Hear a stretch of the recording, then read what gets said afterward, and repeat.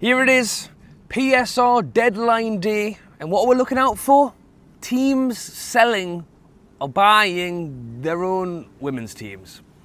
Yes guys, how's it going? Welcome back to a new video on this boiling hot day in Newcastle. Hope you got to enjoy a little bit of sunshine today, whatever you're up to, just after it's finished raining all weekend. And maybe that was more the mood really over the weekend, rain.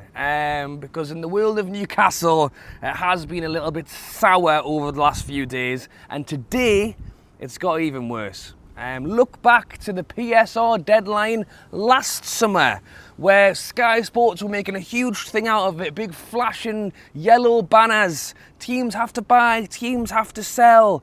Eddie Howe spoke about this in the interviews leading up to the summer window, saying it's our turn to pounce. You know, teams took advantage of Elliot Anderson, Yankuba Minter. This is Newcastle's turn to strike. Teams like Aston Villa, Everton, Southampton, they're going to have to sell players. We'll get involved. And I've spoke about this a little bit, and we'll come on to João Pedro, we'll come on to Trafford, we'll come on to a few of them in a moment. That it was maybe our time to hit back. It was Newcastle's time to shine, our time to take advantage of other teams, as Eddie Howe says. Instead, Aston Villa are selling their own women's team to themselves to make the money. It's just gone mad. The whole thing's crazy. And you know what it is? I don't necessarily blame Aston Villa. Aston Villa, if you can get away without a points deduction, without having to sell your best players, without having to sell your homegrown players, then you do whatever you can do. For me, I'm just frustrated with the league, with the rules, with the way they're implemented, with the way that we lost Elliot Anderson, goes and wins under 21s cup, you know, and then I also you can't not put some blame on Newcastle as well. Obviously, this window hasn't kicked off the way you wanted it to start. Eddie Howe spoke passionately on wanting to get things done early. And look, once again, me telling you, I'm not going to worry, it's all going to be fine. You know, it probably makes me look worried and not fine, but sat in the sun, we've got time. But we don't have as much time as I'd like. You know, the pre-season starts in 2 weeks. Eddie Howe wanted things done early, and we haven't moved. We haven't been able to take advantage of other teams' PSR situations. We haven't bended the rules like other teams have done. We have marched along with whatever we've been told, tried to be the nice guy. I think there was a lot of spotlight on Newcastle when the Saudi orders came in. Because of that, I feel like we've tried to be careful with the rules. So in terms of selling women's teams to ourselves, then maybe that was a step that our owners were conscious on taking. When Chelsea have done it, Villa have done it, you know, let's sell the stack to ourselves. I mentioned that before. That's not the first time. Let's sell that to ourselves for however millions we want to sell. Even let's just say that those things are maybe outside of their comfort zone. What about training ground sponsor? What about training ground clothes sponsor? What about releasing a limited edition John Ruddy dressing gown? Let's do anything. Let's do something. You know, stadium sponsor is still something that's been a little bit tentative with fans, but if that's the difference between us being able to actually use the money we've got the richest owners in the world, and we aren't allowed to spend any of it. Chelsea have spent 2 billion. Chelsea bought Delap, and now reports over the weekend, or even this morning, that they're about to sign the deal for João Pedro. The man that Newcastle have been chasing for years. Well, from what it's at, and look, this is football. I mean, the argument from Newcastle fans is, how did Chelsea afford it? Well, Chelsea have just made an absolute fortune out of the Club World Cup. The same cup that is being hosted, sponsored, funded by our owners. As we've discussed before, Newcastle is one of the many fingers and many pies that the PIF have. And I don't think they would ever look at it and go, you know how we're going to screw over one of our companies? Well, let's give money to someone else so we could do it this way. I can see how people have joined the dots, and I can see why people are angry about that. But it's as much as anything, it's just Chelsea are being, whether the rules are right or the rules are wrong, the rules are broken, they don't work. We know this. We've said this for ages. I was, watching. I know plenty of people talking about this morning. I was watching Matty from the Magpie channel talking about the inflation, the 150, 120 million over 3 years that was created 12 years ago, longer. And they've never bothered to up it for inflation. João Pedro, 60 million. He would have been worth 10 million then, but yet they haven't increased the amount. And they're not bothered about increasing the amount because that's only that amount over what you make. Chelsea are, in fairness, well, I don't know how much they got for the Conference League, probably not a lot. The report is that Newcastle got around 100,000 for the League Cup. I think Newcastle probably spent more money on travel and tickets than we did for actually winning the Cup. So we won the Cup, that was positive. But the money that you get from football, actual competitions, it isn't there. It has to be sponsors, it has to be training grounds, it has to be all these things that we haven't done or have been slow to do. We've spoken about Peter Silverstone. Newcastle brought in somebody to bring sponsors to Newcastle United.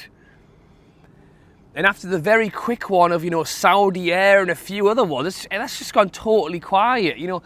Is it because we're waiting for the new stadium to get announced that will be fully branded, sponsored by someone, possibly? Is it because we're waiting for the new training ground to be done before we release the sponsor? Maybe. But there's so many sections to what I'm kind of discussing here, and top and bottom of it is it's broken. The rules are broken, they don't work, they're not fair. I said I was going to try and be calm and relaxed in the studio. It's not turning out that way. They're not fair, they don't work. Because of that, teams are having to go down these ridiculous routes of selling hotels, selling this, doing that. As I say, it's not Villa's fault. I'm not angry at Villa. Even Chelsea, they are bending rules and they're being allowed to get away with it. So, fine. So then you look at yourselves and you look at Newcastle, and I just think, why aren't we doing that? I was hoping that this PSR deadline would be our turn. We would go and buy a Rodgers or a Ramsey from Aston Villa, a Dibbling from Southampton. We would do things that people took advantage of us last time around, and now I'm watching these teams do things that we didn't do. Villa going, oh well, can we do this? Can we do that? They reckon Villa are going to still have to sell because it's still not going to be enough. But what was it? 200 million. Chelsea sold the women's team to themselves. Why didn't Newcastle do that last time round? Why didn't we explore another avenue than selling Anderson? Why haven't we done that? And what's more crazy is a year later, we still haven't done it. We still haven't. It's been a year. We sold Elliot Anderson a year. We still don't have a training ground sponsor. We still don't have a stadium sponsor. So it's just I think it's been a frustrating start. As much as we're saying we'll be all right in the end, and I think we will buy players. It will happen. But spending the month of June, when Eddie Howe wanted things to be done early, to still have not bought anyone with 2 weeks before pre-season, to have Mbeumo, our top target, going to Manchester United, having João Pedro, God, he's been in the headlines every few days in the paper. He's going to go to Newcastle, and then no, he's not. He's going to Chelsea now. So, as a fan, I think you're very in the right to wake up and be like, what's actually going on? All that time talking to Pedro about nothing, could we not have been sorting out a new clothing range or something, anything? I think that's topping us up. We're doing a lot of that. We're doing the Adidas stuff. I think that's really good. But things like the stadium and the training ground, training kits, these are the big sponsors that would actually be game changers that we really haven't moved with. Obviously, the transfer that they're saying that is happening is the one for Trafford. Nick Pope accidentally messaging on his post rather than privately messaging saying, see you soon. All right, cheers, Popey. He's posting the exclusive. I mean, Fabrizio Romano tweeting every 30 minutes telling us that Trafford's on his way. It's just for God's sake. I think he's a good player. He is good. I think he's good with his feet. He'll be good from the back. I think he's probably the next international, number one for England. And I think he could be here for 10 plus years if we want him to be, because he's still so young. So it is good. Trafford signing is a good signing. when it happens, I hope. The frustration is just, I just keep getting told, we're just getting told about it every few days. It's like, right, well, is it actually happening? Can we actually sign him now, rather than just talking about how we're close to getting in the conversation? And I think the other frustrating thing is obviously João Pedro and Elanga. These teams, they're either not for sale, or if they are for sale, they want ridiculous money, or they're doing a Pedro and probably just trying to get Chelsea to pay him more wages. Delap going there for first team football, and then he's got now it's Jackson and Pedro. It just seems crazy. I would have rather Delap than Pedro in the first place, and I got over the Delap one a while ago, so I'm pretty sure I'll get over the Pedro one fairly quickly as well. But I think for me, sitting here right now, obviously things are going to change, different things are going to happen. If we're not getting Pedro, I would potentially say to Forest, who we offered 45 million to, and they said no, and they wanted 60.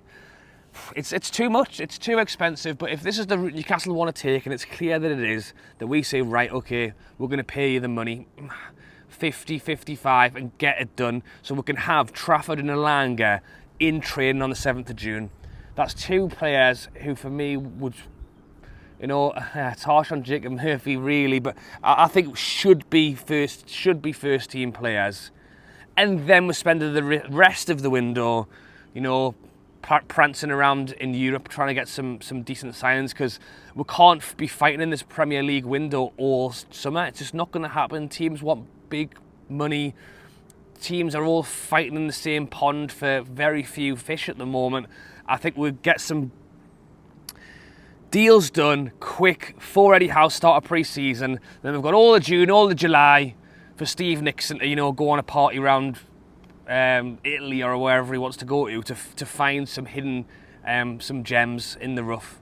But we can't do this, or we can't just keep bidding 15 million less than asking prices for players in the Premier League, because they don't need to. They've got money. They've got Club World Cups making them fortunes. They're selling their women's teams. So that's the other thing. We're fighting in a place where teams don't want to sell. So if they do sell, they want it to be loads.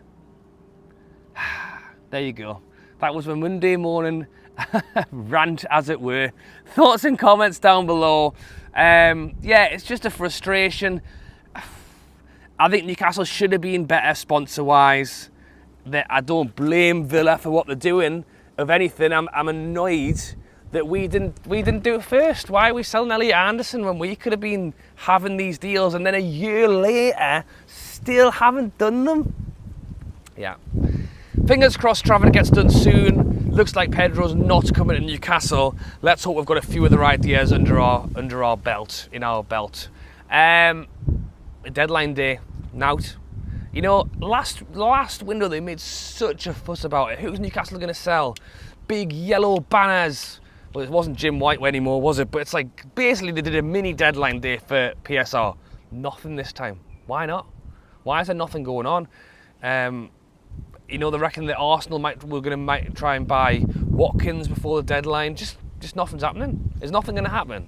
Why haven't Newcastle bought Diblin from Southampton for 30 million? Because Southampton need to sell. You know, that's just me with my Newcastle sunglasses, black and white glasses on there, trying to make things happen in the media when they're really not. But yeah, thoughts and comments down below. Let's hope we can have a quick start to July. If we're not going to do it now, like I think we should be, once the PSR window does swap over, at least, you know, let's get cracking quick and get going, because it's pre-season, and then it's a week, and then it's Celtic away, then we're off to Korea. There's so much going on to be still, you know, waffle on.